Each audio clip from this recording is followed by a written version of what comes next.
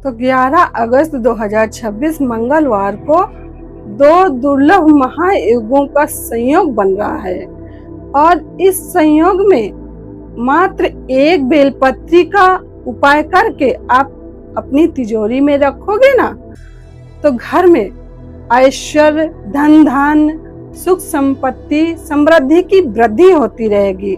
तो इस उपाय को कैसे करना है, आइए जानते हैं इस वीडियो में सभी महत्वपूर्ण जानकारी को।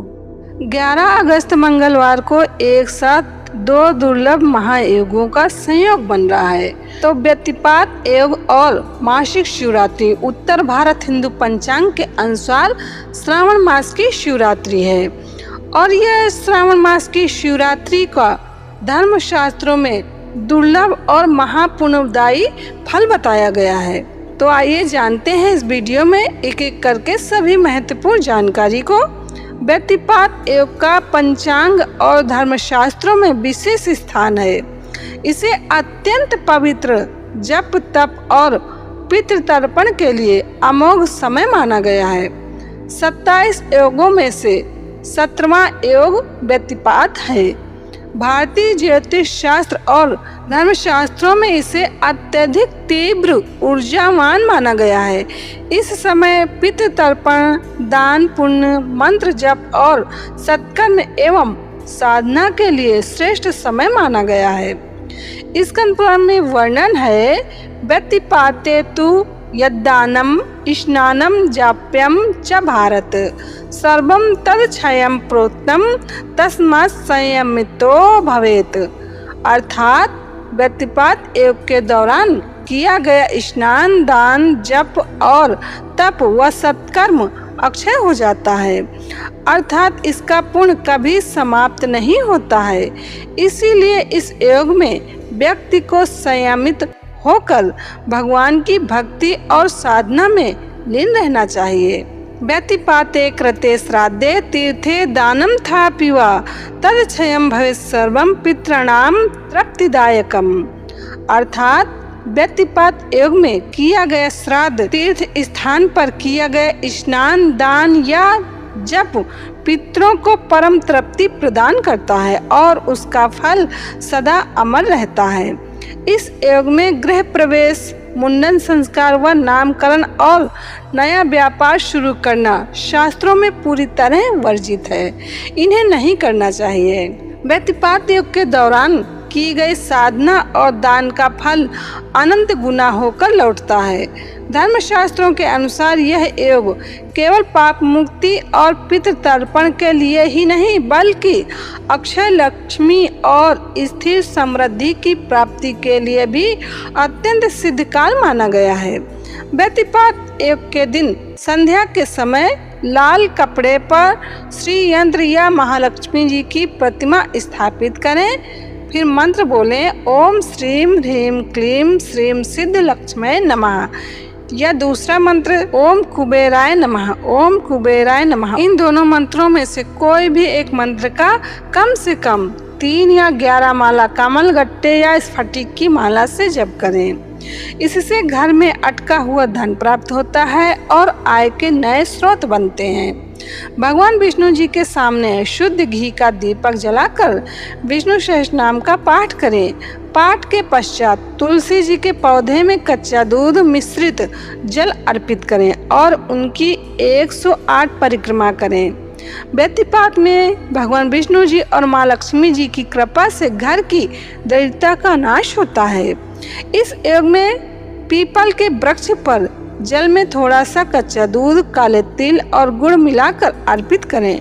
शाम के समय पीपल के नीचे सरसों के तेल का या गाय के घी का चौमुखा दीपक जलाएं। पीपल में त्रिदेवों और पितरों का वास माना गया है। इस उपाय से पितृदोष शांत होता है, जो समृद्धि का मुख्य आधार है। व्यतिपात योग में किए गए दान का फल कभी समाप्त नहीं होता है। इस दिन किसी गरीब या योग्य ब्राह्मण को अपने सामर्थ्य अनुसार दान कर सकते हैं, जैसे कि तिल और गुड़, अन्न व वस्त्र, चांदी का सिक्का या धातु का पात्र, कांसे या तांबे के बर्तन में घी भरकर दान करें। व्यतिपात योग में किया गया दान कई गुना होकर पुनः समृद्धि के रूप में प्राप्त होता है। लेकिन ये सब कुछ अपने सामर्थ्य के अनुसार करना है। इनमें से जो आपको सहज लगे, अनुकूल लगे, वही करना है।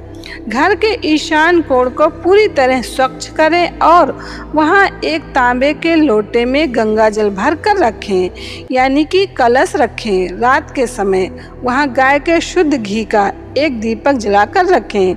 इससे घर की नकारात्मक ऊर्जा समाप्त होती है और वास्तु अनुकूल समृद्धि का वातावरण बनता है। इस दिन किसी भी प्रकार के कर्ज लेन देन से बचें।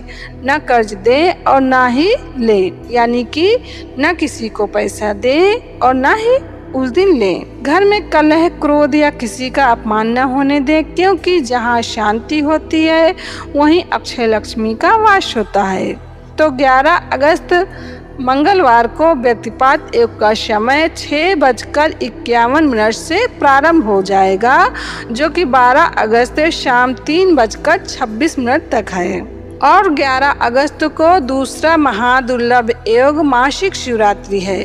पौराणिक मान्यताओं के अनुसार यह दिन भगवान शिव जी और माता शक्ति के मिलन तथा शिव जी के निराकार से साकार रूप में प्रकट होने का उत्सव है। सावन मास की शिवरात्रि का भगवान शिव जी की आराधना में विशिष्ट स्थान है। यह दिन भगवान शिव जी और माता पार्वती जी के मिलन का प्रतीक है और श्रावण माह स्वयं महादेव जी को अत्यंत प्रिय है। मान्यता है कि इस तिथि पर व्रत, पूजन और जलाभिषेक करने से व्यक्ति के सभी दैहिक, दैविक और भौतिक ताप नष्ट हो जाते हैं। मासिक शिवरात्रि वो पावन समय है जब भगवान शिव जी अपने भक्तों के कष्ट हरने के लिए पृथ्वी लोक में सूक्ष्म रूप से विचरण करते हैं। शास्त्रों में कहा गया है कि जो भक्त इस दिन अर्धरात्रि में महादेव जी का पूजन करता है तो वह ओजस्वी व तेजस्वी हो जाता है। त्रिदलम त्रिगुणाकारम त्रिनेत्रम च त्रियायुधम त्रिजन्म पाप संहारम एक बिल्बम शिवा अर्पणम ध्याये नित्यम महेशम रजत गिरिनिभम चारु चंद्रावतंसम रत्नकल्पोज्ज्वलांगम परशुमृग वराभीतिहस्तम प्रसन्नम। अर्थात जो भक्त चांदी के पर्वत के समान कांति वाले मस्तक पर चंद्रमा धारण करने वाले और सदैव प्रसन्न रहने वाले महादेव जी का ध्यान मासिक शिवरात्रि पर करता है, उसके हृदय में शिव जी स्वयं निवास करते हैं। यदि आप इस दिन पूर्ण उपवास न कर सकें तो मासिक शिवरात्रि के दिन प्रदोष काल में घी का दीपक जलाकर शिव जी का पंचामृत एवं गंगा जल मिश्रित शुद्ध जल से अभिषेक करें। तो पंचामृत अभिषेक करने से क्या होता है कि ऐश्वर्य, धन धान, समृद्धि की वृद्धि होती है और घर की नकारात्मक ऊर्जा चली जाती है, सकारात्मक ऊर्जा का प्रभाव होता है। शीघ्र प्रसन्न होने वाले आशुतोष महादेव जी अब जटाओं में चंद्रमा को धारण करने वाले हैं।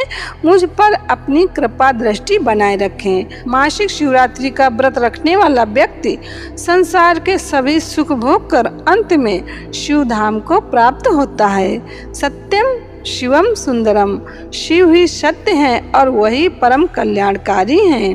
तो इस तरह से 11 अगस्त मंगलवार को एक साथ 2 दुर्लभ महायोगों का संयोग मिल रहा है। जितना संभव हो कुछ न कुछ अवश्य करना। यदि आप मासिक शिवरात्रि का पूर्ण उपवास न कर सकें तो प्रदोष काल में एक दीपक जलाकर शिवलिंग पर गंगा जल मिश्रित शुद्ध जल से अभिषेक करें। तत्पश्चात पंचामृत से अभिषेक अवश्य करें। पंचामृत से अभिषेक करने से क्या होता है, ऐश्वर्य, धन धान, सुख संपत्ति, समृद्धि की वृद्धि होती है और घर में व्याप्त नकारात्मक प्रभाव दूर होता है, सकारात्मक प्रभाव का वास होता है। और फिर जो भी आपके पास चंदन हो, चंदन से त्रिपुंड बना दीजिए शिवलिंग पर और ओम भी लिख दीजिए। जो भी आपके पास अनाज सहज में मिल जाए घर में, काले तिल हैं, चावल हैं, गेहूं हैं, जौ है, मूंग है, ये आप एक साथ भी चढ़ा सकते हैं सब कुछ मिला के, और एक एक करके भी चढ़ा सकते हैं। ज़्यादा बेलपत्र मिल जाए सहेज में तो चढ़ा दीजिए, नहीं तो एक बेलपत्र का प्रबंध अवश्य करिए। एक बेलपत्र चढ़ाइए और तत्पश्चात जो भी आपके पास पुष्प हैं चढ़ा दीजिए।